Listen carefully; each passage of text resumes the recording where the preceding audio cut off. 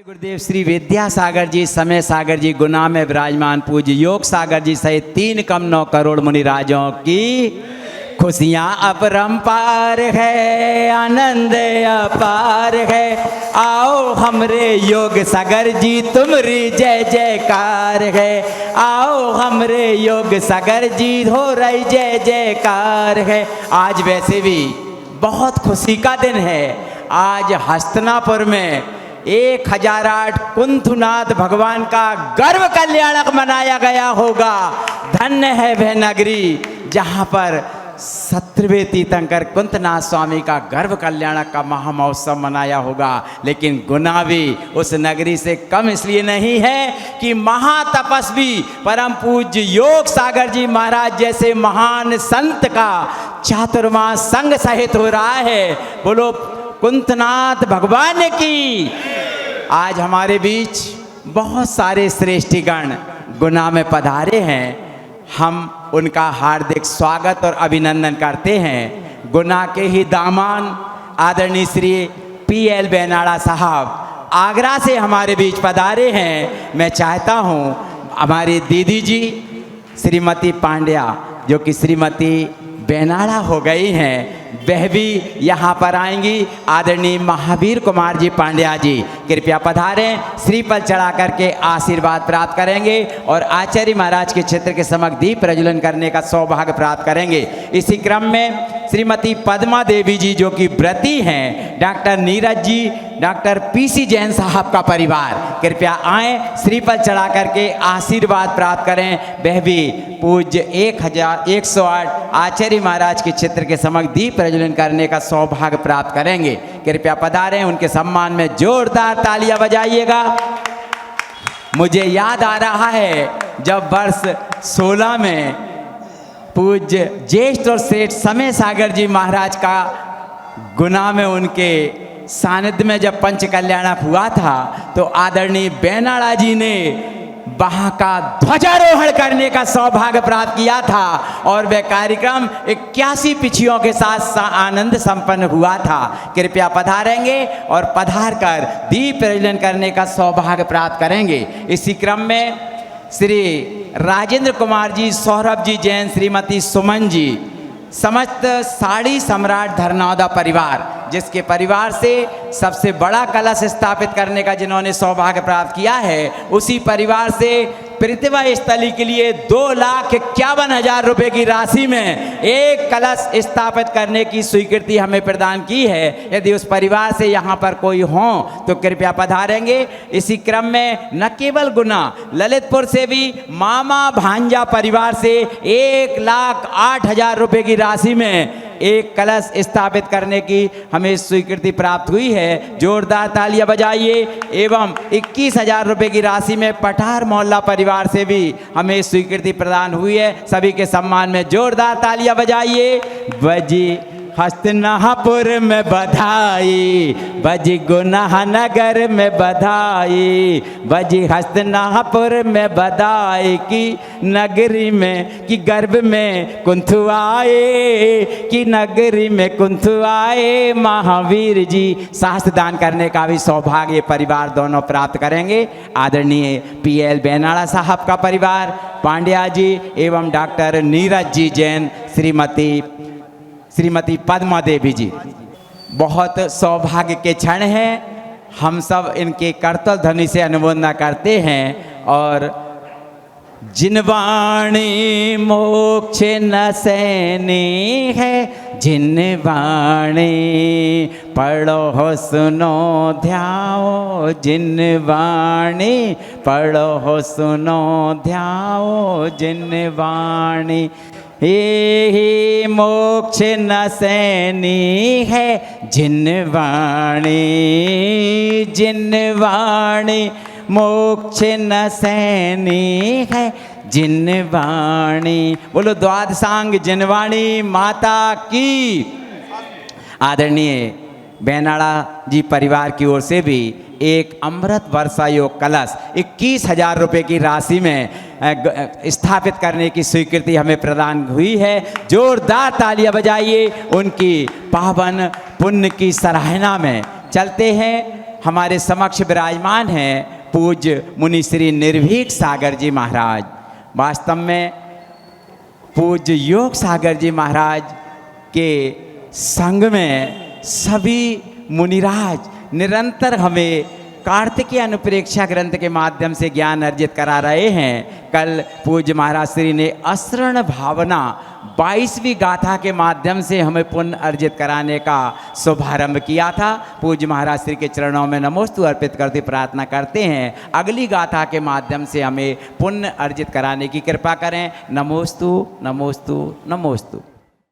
देवादिदेव 1008 विश्व पूज्य श्री नयनाविराम चिंतामणि पार्श्वनाथ भगवान की, वर्तमान सत्सनायक श्री वीरनाथ भगवान की, आचार्य भगवान श्री विद्यासागर जी महामुराज की, विद्या श्रोमणी आचार्य भगवान श्री समय सागर जी महामुनराज की, परम पूज्य श्रेष्ठ निर्यापक श्रवण श्री योग सागर जी महामुनराज की, परम पूज्य ज्येष्ठ मुनि श्री निरोग सागर जी, श्री निर्मोह सागर जी, श्री निरामय सागर जी महाराज सहित 3 करोड़ करोड़ मुनिराजों की, आचार्य कार्तिकेय स्वामी जी महाराज की, पूज्य निर्भीक सागर जी महाराज की, समस्त मुनि संघ की, आचार्य कार्तिकेय स्वामी जी की अनमोल कृति अपन सब पढ़ने का सौभाग्य पा रहे हैं।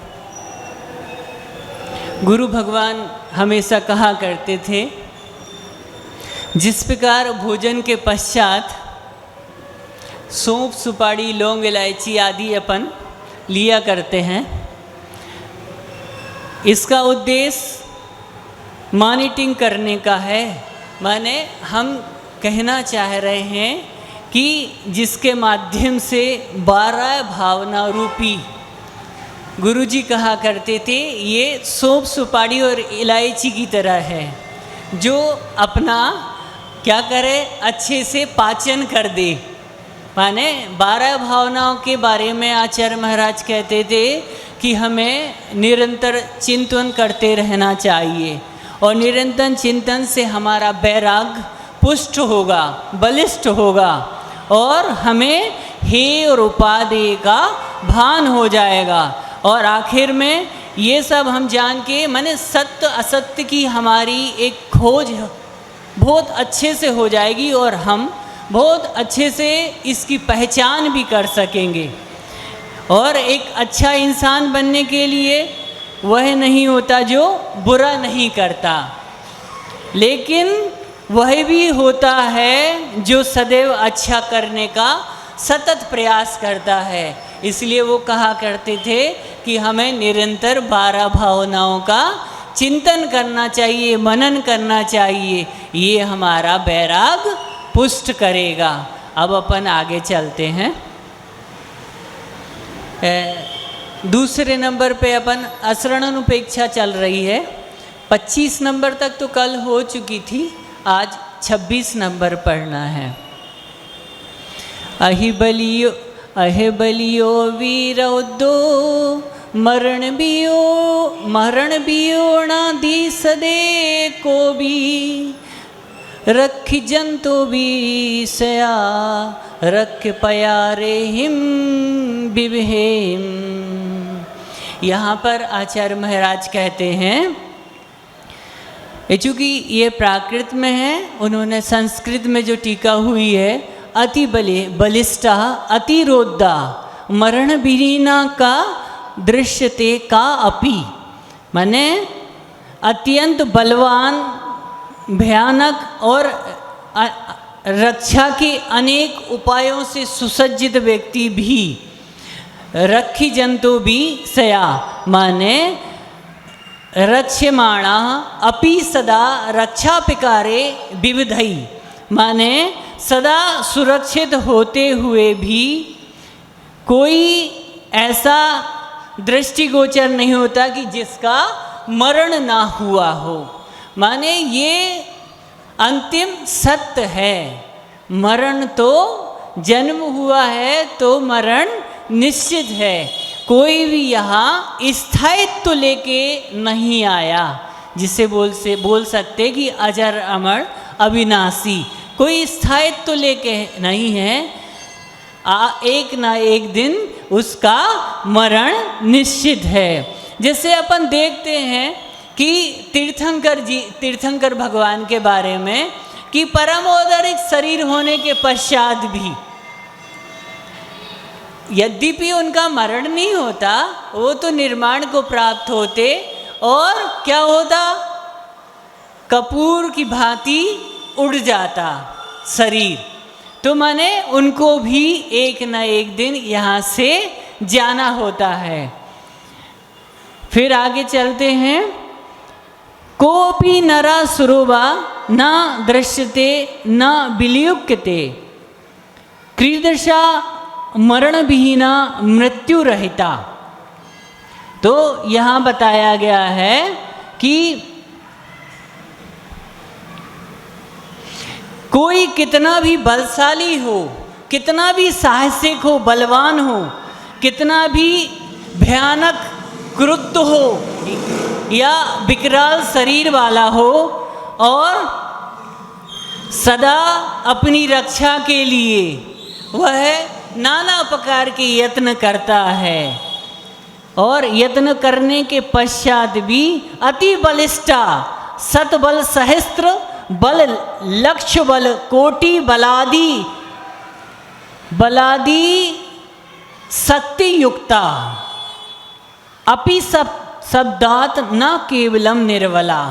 माने कितना भी बलशाली हो वो, तो भी वह माने कैसे हाथी के समान भी क्यों ना ही बलशाली हो, और घोड़े हाथी घोड़े तीर कमान और तलवार मंत्र तंत्र आदि कितने भी रक्षा के उपायों से वह सुसज्जित क्यों ना हो, फिर भी उसे कोई नहीं रोक सकता, उसे कोई बचा नहीं सकता।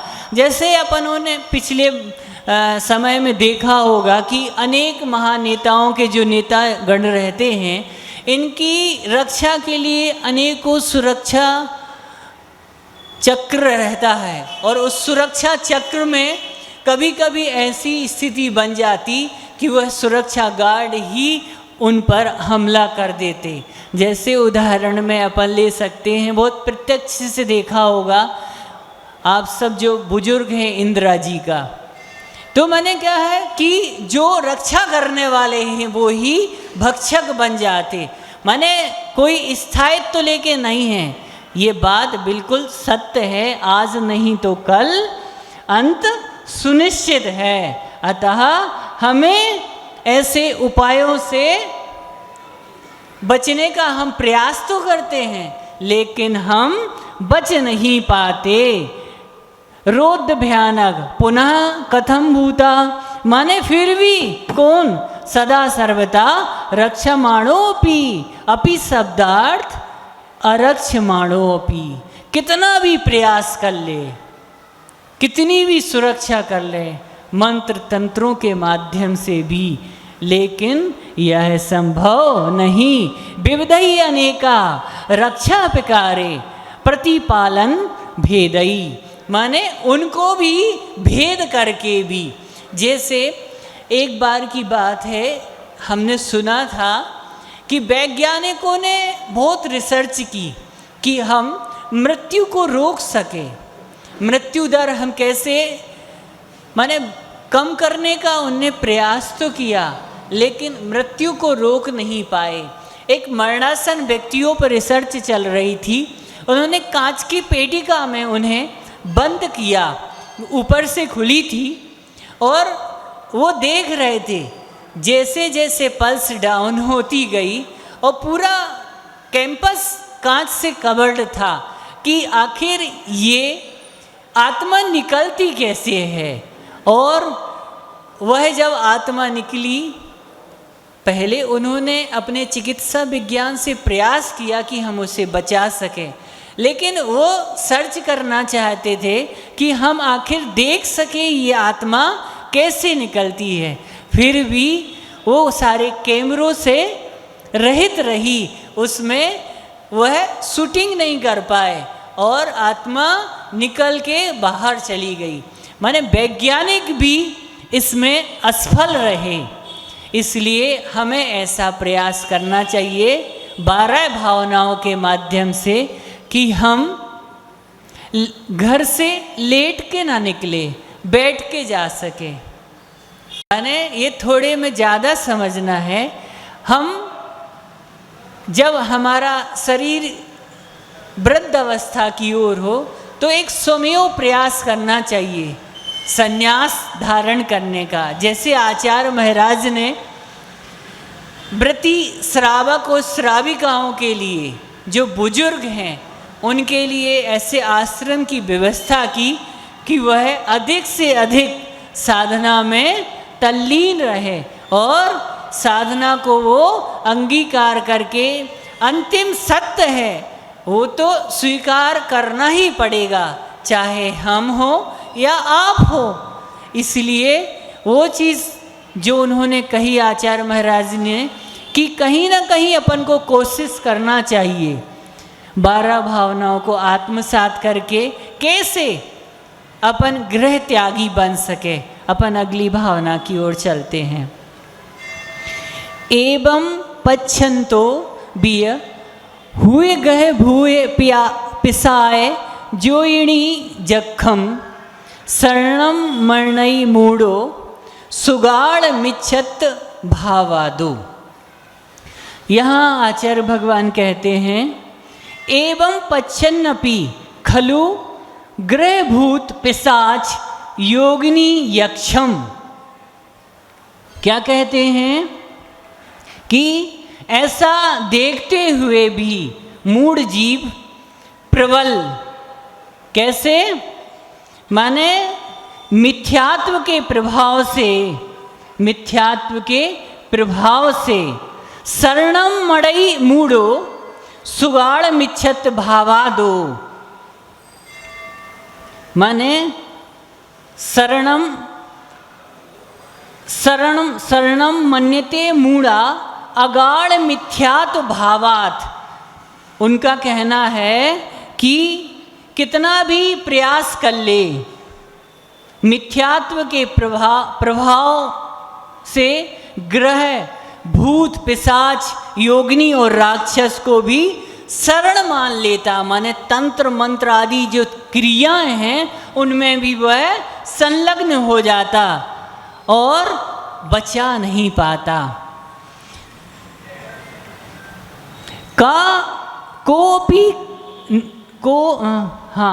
आगे का मूढ़ो अज्ञानी मोही चा किम शरणम श्रीयते अतीर पीड़िते इति शरणम। माने मनुष्य देखता है कि संसार में कोई शरण नहीं है, एक दिन सभी को मृत्यु के गाल में समाना ही होगा। जैसे अपन पढ़ते हैं ना और भावना भी भाते हैं अपन। 6 डाला का में पंडित दौलत राम जी ने बहुत अच्छी बात की है। सुर असुर खगाधिक जेते मृग ज्यो हरिकाल दले से मणि मंत्र तंत बहु होई मरते न बचावे कोई। ये बात बहुत अच्छी कही है उन्होंने कि देव राक्षस चक्रवर्ती अथवा चाहे कोई भी क्यों ना हो, वे सब मृत्यु के द्वारा वैसे ही नष्ट हो जाते हैं या मृत्यु को प्राप्त हो जाते हैं। मणि मंत्र तंत्र आदि कितने भी प्रकार से उपाय क्यों न किए जाएं, किंतु कोई भी किसी को मरण से नहीं बचा सकता। ऐसा चिंतन करना असरण भावना है। इस चीज़ का हमें बहुत अच्छे से मनन करना है, चिंतन करना है। योगिनी यक्षम ग्रह आदित्य सोम मंगल बुध ग्रह बृहस्पति शुक्र शनि राहु केतित्वा भूत्वा व्यंतर देव विशेषा पिशाचस तथा योगिना चांडिक अदया रक्षा मणिभद्र दादया द्वंद्वा तेषाम समाहारा ग्रह भूत पिशाच योगिनी यक्षम।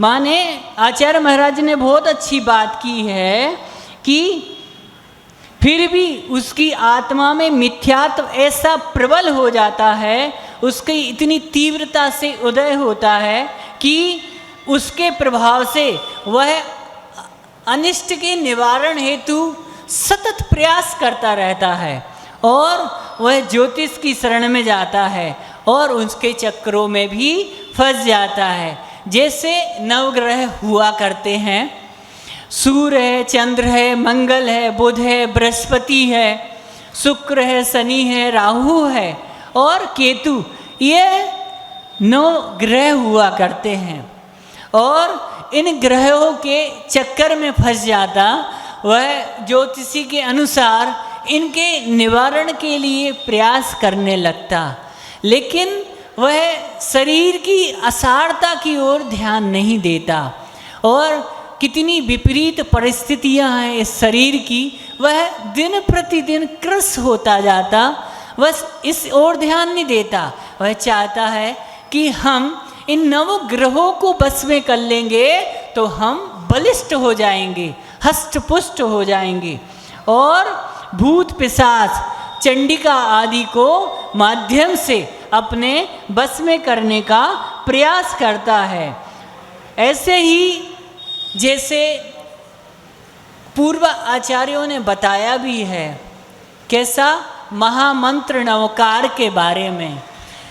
महामंत्र नवकार एक हमें ऐसी आध्यात्मिक शक्ति प्रदान करता है, जैसा कि बहनें पाठशाला के बच्चों को भी बताया करती होंगी कि पाठशाला में बताते हैं कि महामंत्र नवकार एक अनादि निधन मंत्र है, जिसके माध्यम से हम अपने आप को संस्कारित भी करते हैं और इसके माध्यम से पंच परमेष्टि का स्तवन भी हो जाया करता है। आचार्य महाराज जी ने बहुत अच्छी बात कही है समय सार ग्रंथ के दौरान, जब हम सबको स्वाध्याय करा रहे थे। महामंत्र नवकार के बारे में उन्होंने बताया कि कैसे महामंत्र नवकार में द्वादशांग समाहित है। पूर्व चातुर्मास काल के दौरान परम पूज्य निर्दोष सागर जी, निर्लोभ सागर महाराज जी ने समग्र समाज को इस महाअनुष्ठान में सम्मिलित होने का एक सौभाग्य दिया होगा, एक काउंटर बाज के दौरान। हम उन महाराज जी के प्रयास की अनुशंसा करते हैं, सराहना करते हैं। वो ज्येष्ठ मुनिराज हैं, ऐसा उनका देखो कितने महान मुनिराज थे कि वो इस महान मंत्र की वाचना की बात को बहुत अच्छे से समझा करते थे और उन्होंने जो प्रयास किया, जिस महामंत्र को उन्होंने अंगीकार किया, और उनसे पहले अनेकों ऐसे पूर्वाचार्य हुए, उन्होंने उस महामंत्र को अंगीकार किया, उनका पठन पाठन किया और अनेकों श्रद्धालुओं को उपदेशों के माध्यम से उस महामंत्र का पाठ करने का बोला। आप सब ने भी नियम लिए होंगे। हमारा विशेष रूप से कहना है, कोशिश करना जब समय की अनुकूलता हो वह हमारे दुखों को कम करने का प्रयास करेगा। बात समझने की है, उनका उद्देश्य रहा, वह बात हम व्यक्त करना चाहते हैं, वह मूल जो उद्देश्य रहा कि आप सबका पुण्य बढ़ेगा। जब पुण्य बढ़ेगा तो जो आने वाले तीव्र पाप कर्म का उदय है वो तो आपके लिए फल दे के ही जाएगा। जैसे हमने पूर्व में कहा भी था, कर्म सिद्धांत के अनुसार निदत्ति निकाचित कर्म हुआ करते हैं, वह अनेकों भाव में आपको छोड़ेंगे नहीं जब तक आपके पास उदय में नहीं आ जाते। हमारा कहना है, महाराज जी जब आपका पुण्य बढ़ाने का रास्ता देख के गए हैं, तो वो जो पाप कर्म आएगा लेकिन आके चला जाएगा। आपका पुण्य इतना प्रबल होगा, इतना शक्तिशाली होगा, उस महामंत्र के अनुष्ठान के माध्यम से। वह बात हम आचार्य महाराज जी के शब्दों से के माध्यम से कहना चाहते हैं। उन्होंने कहा कि पंचमर्मिष्टि के ध्यान रूप णमोकार मंत्र का स्मरण करने से पाप कर्म की असंख्यात गुणी निर्जरा हुआ करती है। माने जो पाप कर्म है उनका क्षय हुआ करता है। जैसे उसमें समाहित ओम शब्द की उत्पत्ति हुआ करती है, आ से अरिहंत और आ से अकाय असीरी अशरीरी सिद्ध और आ से आचार्य और ऊ से उपाध्याय और माँ से मुनि। इस प्रकार ओम पांचों परमेष्टि गर्भित है ओम में। ज्ञानावर्ण ग्रंथ में भी कहा है कि ज्ञान ध्यान रूप पंच परमेष्टि का ध्यान करना असंख्यात गुणी कर्म निर्जरा का कारण है। ऐसे हर ग्रंथों में हमारे पूर्वाचार्यों ने उपदेश के माध्यम से इस महामंत्र के बारे में बताने का प्रयास किया। आचार्य श्री जी ने भी कहा कि जो मंत्र द्वादशांग का सार रूप है, ऐसे महामंत्र का जाप आदि करने पर भी वह फलदायी क्यों नहीं होता, कारण बताया उन्होंने।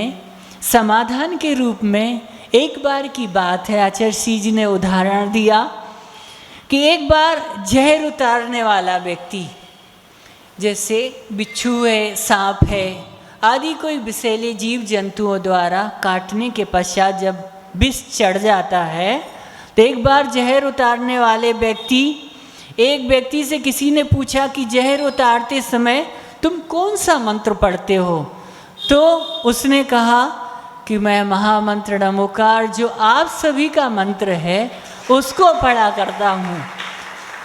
यह तो सभी लोग पढ़ते हैं। उसने कहा मैं भी पढ़ता हूँ, फिर भी मंत्र के पढ़ने से मुझे फल क्यों नहीं मिलता? उसके बारे में आचार्य महाराज कहते हैं कि जिस मंत्र के पढ़ने से द्वादशांग का सारा पाठ हो जाया करता है, समस्त कर्मों की निर्जरा हो जाया करती है, केवल ज्ञान की प्राप्ति हो जाया करती है, उस पर उसको समीचीन आस्था नहीं है।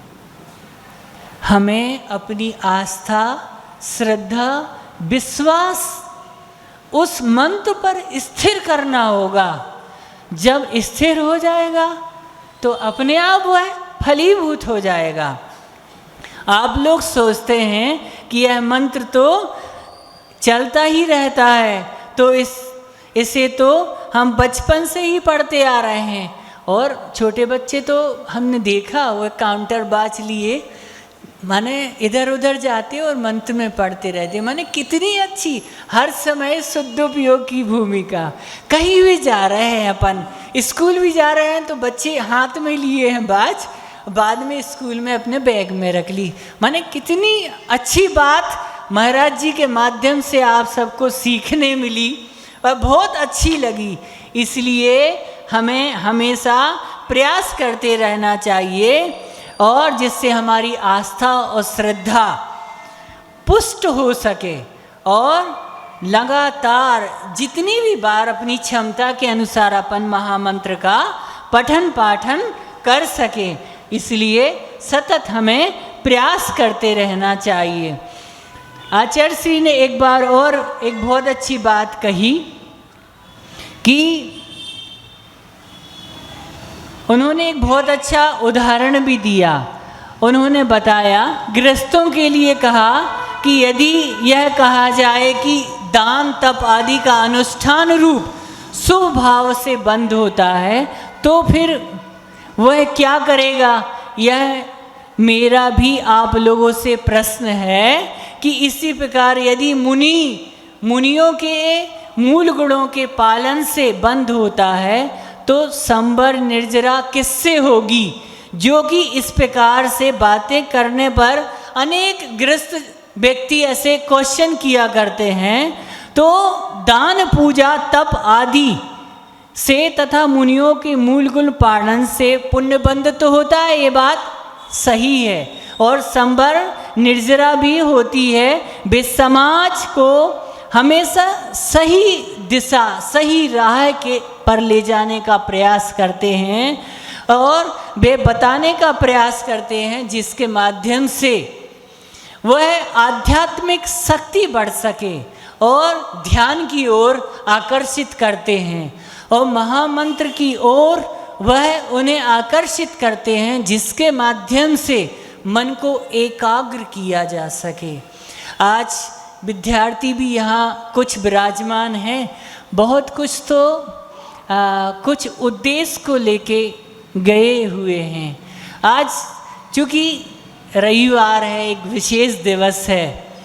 आचार्य महाराज कहा करते थे, विद्या वांछति सा विद्यार्थी, अर्थात जो विद्या को चाहता है वह विद्यार्थी है। नीति वाक्य में कहा भी गया है, विद्यार्थी चेत कुतो सुखम, सुखार्थी चेत कुतो विद्या। अर्थात यदि विद्यार्थी है तो सुख की इच्छा नहीं होनी चाहिए, यदि सुखार्थी है तो वह विद्या की आवश्यकता नहीं है। विद्या प्राप्ति का प्रमुख साधन अपना परिश्रम मानना चाहिए, यानी श्रम करो, परिश्रम करो। गुरु भगवान कहा करते थे कि देखो अनेकों पाठशालाएं चल रही हैं, पाठशाला में शिक्षक शिक्षिकाएं बच्चों को विद्या अर्जन के माध्यम से बहुत कुछ पढ़ाने समझाने का प्रयास करते हैं। वह कहा करते थे, चूँकि हम विषय से विषयांतर नहीं होना चाह रहे, लेकिन आज यहाँ बच्चे उपस्थित हैं और आज रविवार का एक अवसर है, तो कहा करते थे यहाँ रत्न मत खोजो, यहाँ दीपक जलता है, यह है ज्ञान का मंदिर, यहाँ मानव ढलता है। ऐसा हम नहीं, गुरु भगवान कहा करते थे और कहा करते थे कि यहाँ मानव बनता है, उसे संस्कार की पाठशाला के माध्यम से वो मानवीयता के गुणों से उन्हें आत्मसात किया जाता है कि वे सारे गुण उनके अंदर समाहित हो जाएं और वे ऐसे मानवीयता के गुण ऐसे वट वृक्ष का रोपण करें। फिर कहा करते थे, ज्ञान और शिक्षा का अर्थ यह नहीं है कि आप दूसरों से बेहतर हैं, बल्कि यह है कि आप का एक अधिकार है, एक जिम्मेदारी है, इस पर कर्तव्य करना। ध्यान रहे, अहंकार मत करना कहते थे। अहंकार इंसान को अंधा बना देता है।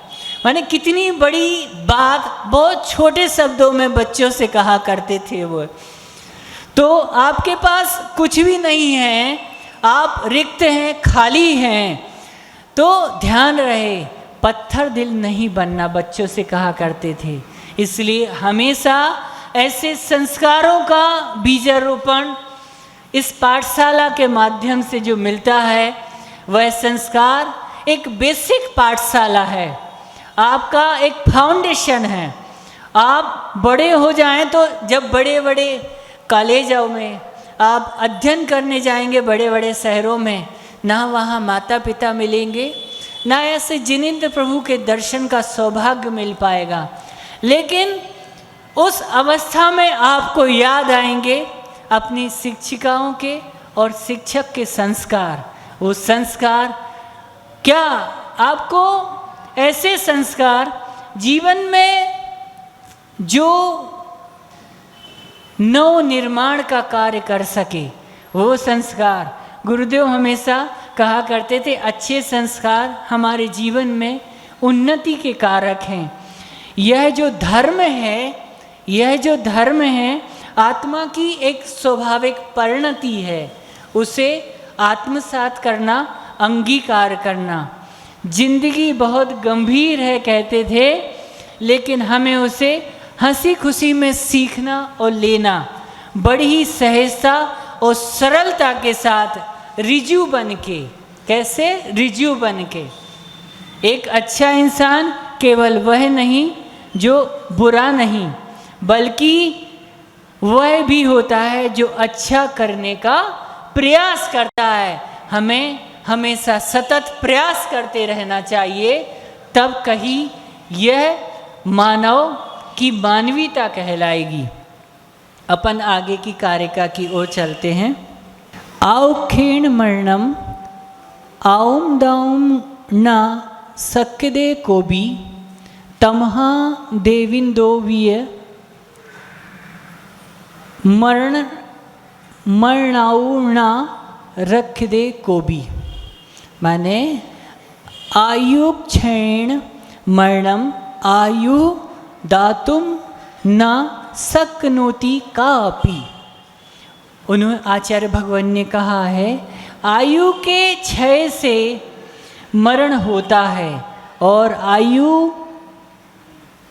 देने के लिए कोई भी समर्थ नहीं है।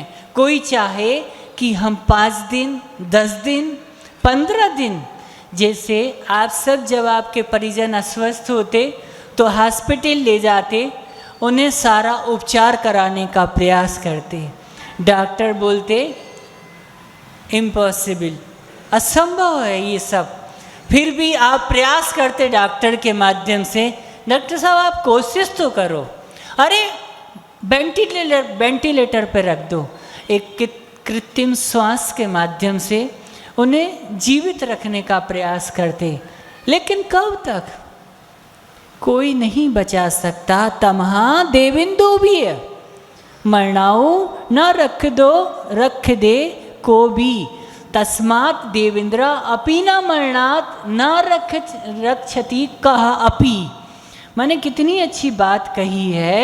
अतः देवों का स्वामी इंद्र भी मरण से नहीं बचा सकता। कितनी बड़ी बात कही है, इसलिए हमेशा ध्यान रखना चाहिए। अस्मादित्य अध्यारणम आयु क्षयेण आयुष्कर्मणा क्षयेण विनाशेन मरणम पश्यत्वम भवेत्। कोपि इंद्रो वा नरेंद्रो वा आयु जीवितत्वम दातुम वितरितुम न शक्नोति समर्थो न भवति।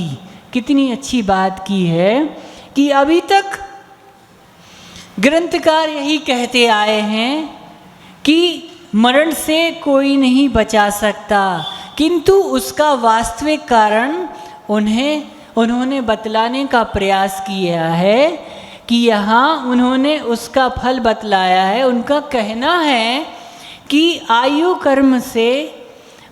कर्म के समाप्त हो जाने पर ही मरण हुआ करता है। जैसे आप सब ने वह महाभारत काल एक टीवी सीरियल के माध्यम से देखा होगा। B.R. चोपड़ा ने जब महाभारत एक सीरियल बनाया था, उसमें धनुर्धर अर्जुन किसको, भीष्म पितामह को बाणों से छलनी कर देते हैं। तो कहते थे, ऐसा हमने सुना है कि उन्हें इच्छा मृत्यु का वरदान था, या यूं कह दे शास्त्र की भाषा से अपन जिनवाणी में जो बताया गया है कि उनकी आयु शेष थी, या जैसे आपका परिजन जैसे हमने अभी बताना चाहा वेंटिलेटर पे, तो उनकी आयु भीष्म पितामह की शेष थी, इसलिए उन्होंने उतने दिन का अवसर मांगा अर्जुन से कि हमें महाभारत के अंतिम जो निर्णायक स्थिति तक मैं देख सकूं कि अंतिम सत्य है क्या। यद्यपि वह सत्य को समझते थे, लेकिन वो प्रत्यक्ष देखना चाहते थे कि आखिर सत्य है क्या। यह बात बहुत अच्छे से आचार्य महाराज कार्तिकेय स्वामी जी ने अपने शब्दों के माध्यम से कहना चाहिए, और और उन्होंने बताया है अतः प्राणियों का जीवन आयु कर्म के अधीन हुआ करता है, किंतु आयु का दान करने की शक्ति किसी को भी नहीं है, क्योंकि उसका बंध तो पहले भव में स्वयं जीव कर कर आया है।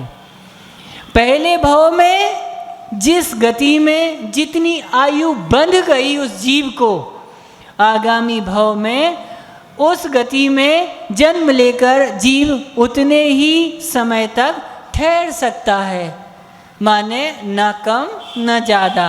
बंधी हुई आयु को घट बढ़ा उसी भव में हो सकता है, किंतु जिस भव में वह बंधी हुई है नया जन्म लेने के बाद वह बढ़ तो सकती ही नहीं।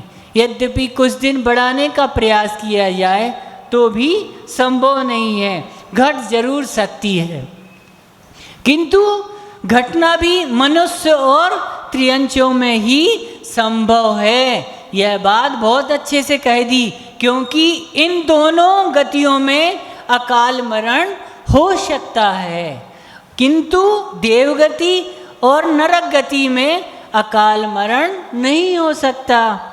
अतः वहाँ आयु घट भी नहीं सकती। शंका आप सबके माध्यम से हो भी सकती है, यदि आयु बढ़ नहीं सकती तो मनुष्यों का मृत्यु के भय से औषधि का सेवन करना क्या व्यर्थ होगा? तो आचार्य महाराज ने बहुत अच्छे से समाधान भी करना चाहा और कहा भी उन्होंने कि पीछे आगे कहते हुए आए हैं कि मनुष्यों की मनुष्य गति में अकाल मरण हो सकता है। अतः औषधि का सेवन आयु को बढ़ाने के लिए नहीं, किंतु हो उनका उद्देश्य अकाल मरण को रोकने का एक प्रयास है। कि अपन डॉक्टर के पास जाते हैं तो अकस्मित भय के कारण जाते हैं कि किसी को निमोनिया हो गया, टाइफाइड हो गया या नाना प्रकार की बीमारी हो गई, तो अपन उद्देश्य क्या रहता है? उपचार का।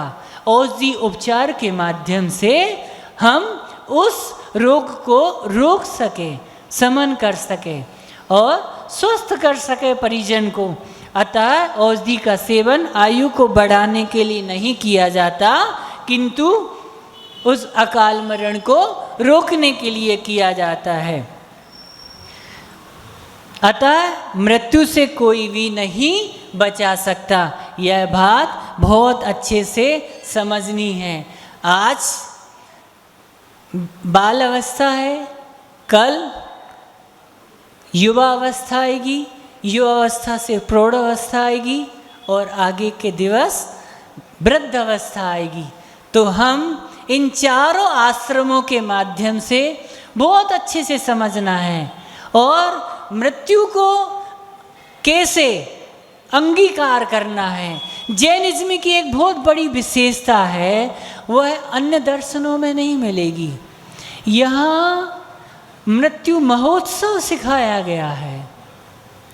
साधुओं को विशेष रूप से दीक्षा के पश्चात हमने गुरुमुख से सुना है, प्रथम दिवसीय गुरु महाराज ने कक्षा के दौरान बोला था कि देखो अब आप सब लोगों का संलेखना व्रत पूर्वक समाधि मरण की पाठशाला प्रारंभ हो गई। हम लोगों ने सोचा अभी हम लोगों को आते देर नहीं हुई, वो मरण की बात होने लगी तो बड़ा आश्चर्य लगा। लेकिन गुरु महाराज ने बोला कि हर अनेकों दर्शन हैं, वो सब जीने की कला सिखाएंगे आपको, लेकिन जैन दर्शन यद्यपि एक विशेषता को लिए हुए है, वह मृत्यु महोत्सव सिखाया जाता है। उसमें कैसे मृत्यु को अंगीकार करना, जैसा हमने अभी पूर्व में कहा कि हमें घर से लेट के निकलना कि बैठ के जाना, उसका बहुत कम शब्दों में आशय समझने का प्रयास करना। हमें हंसी खुशी घर से बाहर निकलना कि रोते हुए घर से, परिजनों को रोते बिलखते हुए घर से बाहर निकलना। वह बहुत बहुत दुर्लभ बात है कि संलेखना व्रत पूर्वक सुमरण समाधि मरण कैसे करना, जैसे गुरु महाराज ने जगत को दिखा दिया, बता दिया, समझा दिया कि मृत्यु को आत्मसात कैसे किया जाता है। क्योंकि उन्होंने कई हजारों व्रती श्रावकों का समाधि मरण कराया, वह बहुत अच्छे से जानते थे, समझते थे, कहते थे हमें किसी की आवश्यकता नहीं, सब लोगों को चले जाओ यहाँ से, मैं स्वयं जानता हूँ, समझता हूँ, मैंने जीवन भर आत्मसात किया है।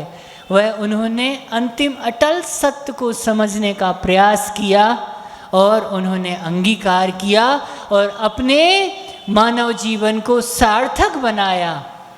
ऐसी हमारी मंगल भावना, हम सभी को अपना मानव जीवन सार्थक बनाना है। बोलिए देवादिदेव 1008 विश्व पूज श्री चिंतामणि पार्श्वनाथ भगवान की